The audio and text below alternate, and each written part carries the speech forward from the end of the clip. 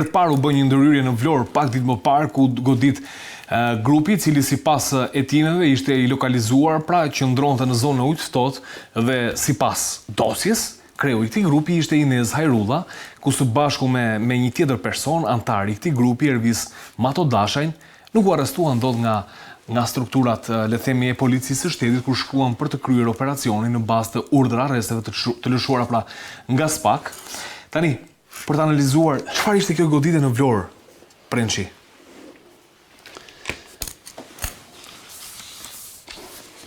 Andi, që është e vërtetë SPAK-u për këtë është investuar goxha shumë për këtë grup të kriminal, grup të strukturar kriminal, sepse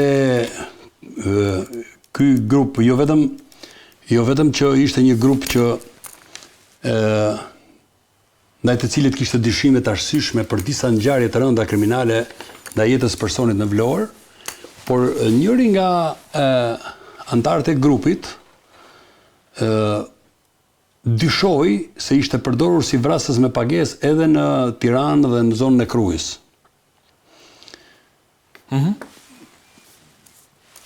Të gjithë si grup, dyshimet policia e shtetit edhe SPAK-u i kanë se këto vepronin për një grup shumë të rrezikshëm në Shqipëri, për grupin Artur Shehut.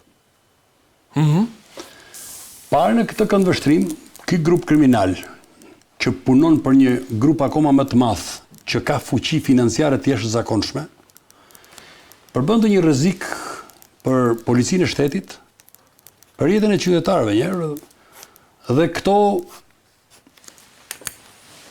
që është e vërteta nuk njihshin kufi në raport me krimin kundër jetës personit. Inez Hajrulla ishte Inez Hajrulla, po. Inez po. Hajrulla, edhe Matodashaj, edhe Plaku, antarë të këtij grupi, ishin jo vetëm kishin dyshime të arsyeshme, por për të cilët është siguruar nga organi SPAK-ut janë siguruar dhe prova në dijenin time, të prova të forta që kanë dorë në disa veprimtari kriminale. Vrasje në Vlorë, po 2 vrasje të zbardhura. Pra 2 vrasje të zbardhura dhe për cilët kanë Gentian Betajn në zonën e Larushës. Që është i përfshirë Flodian Plaku aty. Flodian Plaku. Dhe parë në këtë kontekst, SPAK-u nuk mund priste më për t'i goditur sepse i ishte siguruar provat. Por ka dyshime, që t'jemi realisht, që ka rrjedhur informacioni raport me ekzekutimin e vendimeve që dalë nga gjykata. Po sepse ka rrjedhur dhe rrjedhja ka ndodhur në strukturat e policisë, ndaj dhe kohët e fundit, nëse nuk e di sa jeni ndjeni, SPAK-u po përgatitet për të patur një grup operacional të vetin. Po, në BKH, do ta diskutonin, do se kisha pjesë, po, e kisha pjesë të diskutimi. Pranë BKH-s, grup operacional me forca speciale operacionale, me qëllim që për çështje sensitive me ndikim në opinionin publik, të mos si besohet më asnjë dhënë, por kjo do jetë problem se mund të kemi përplasje, sepse kur operohet në një territor të caktuar, minimalisht policia vendore do të ndjeni që mos të kemi përplasje midis strukturave policore, sepse ndodhin këto. Sot duke patur telefonat në dorë, një qytetar, qoftë dashamirës, qoftë dashakeqës, një pjesëtar i grupit i thot policisë, telefonon policinë vendore, po themi 129-ën edhe thot ka njerëz të dyshuar, po. Ka njerëz dyshuar të armatosur këtij grup. Ndërkohë që ato janë në struktura të posaçme operacionale të BKH-s dhe mund të ketë konfrontime, ndërkohë që është me risk shumë të lartë. Çështja e mosbesimit në strukturat e policisë së shtetit është një çështje shumë e rëndë për këtë qeverisje, për ekzekutivin, sepse kur ka humbur besimin SPAK-u dhe BKH-ja ndaj strukturave të policisë së shtetit, qoftë në qendër, qoftë në bazë, imagjino masnej se sa është besimi i qytetarëve. Kjo është shumë e rëndë.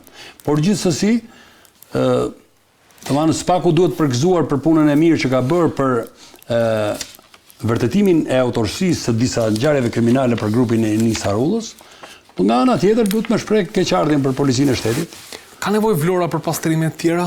Patjetër, pastrim territori. Jo vetëm Vlora, ne kemi thënë herë tjera Shiko, Vlora është një zonë Vlora, Fieri, Durrësi, Elbasani, Shkodra. Tirana ka gjetur deri në këto momente një farë qetësie për këto periudhën e fundit, që të jemi realist.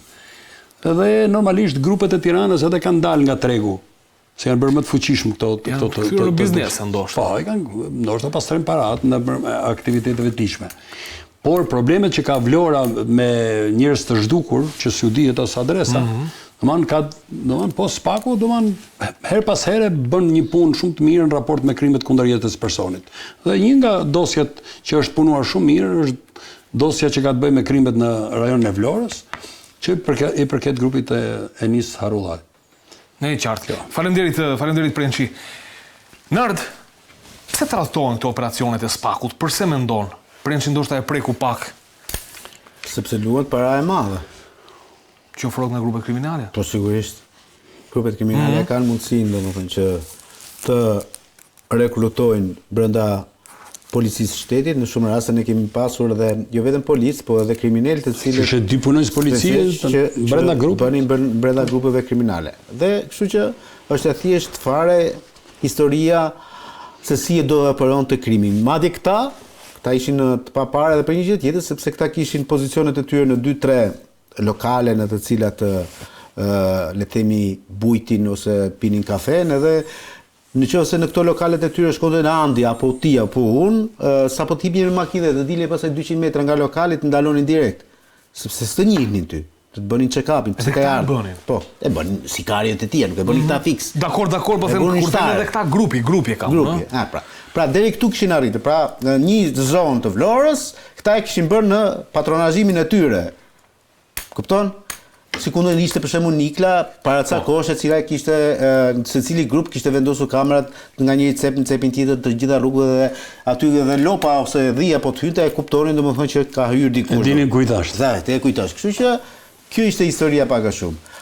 Kurse pjesa që tenton Spaku të ndërtojë deri diku në aparencë është goxha e mirë, sepse ata kanë nevojë domethënë që të kenë edhe një lloj mbrojtje, sepse ti bën hetime pafund dhe pastaj ti shkon hetimi për kot, siç ndodhi me kullën aty me call centrin te kullën tek selia e PS-s. Atë është çka kuptimi ka, më kupton? Kështu që edhe ata e kanë shumë nevojshme, por është riskioze për faktin në mënyrën se si do ndërtohet nga ana juridike. Ja të shpjegojmë vetëm një moment qytetarëve që bëhet fjalë për një strukturë e ngjashme me strukturën operacionale të policisë. Një polici brenda policisë. Po, domethënë vetëm se do punojë te Spaku. Paralel, po që përgjon, vëzhgon në terren, infiltrohen, pra futen undercover. Po. Xhirojnë, filmojnë, domethënë të gjitha ti bëjnë këta dhe nuk e merr vesh policia se çfarë bëjnë këta, po i mban Spaku dhe BK-ja. Jo, do ketë edhe grup goditës. Edhe grup goditës operacional, fiks para arrestimit. Sepse shiko, në momentin që ti merr dhanat këtu, edhe ti detyrimisht do morët një udhërrëfys nga policia, ai çon mesazhin zotëri. E peti 2 oficera policie ishin pjesë e grupit. Po. Dhe kishin bërë karrierë në polici dhe lëvizje të çuditshme nga një post në një post tjetër me rekomandime. Tani problemi këtu qëndron te fakti domethënë që këtë lloj strukture do duhet ta vesh me ligjin e posaçëm, sa shumë e rëndësishme kjo. Po. Shumë e rëndësishme parë dhe e dyta duhet t'i japësh le të themi diapazonin e duhur juridik edhe profesional për mënyrën se si ata do trajtohen. Kërkon ai miratim nga kuvendi kjo nard me një aktën ligjor në gjë? Ka përshtypjen se po. Sepse duke qenë se janë struktura struktura kushtetuese. Mund të ketë dhe probleme përplasje. Mos plotësimin. Dhe nëse do ndërtohet, unë them le të ndërtohet. Megjithatë, nuk e lë kam atë.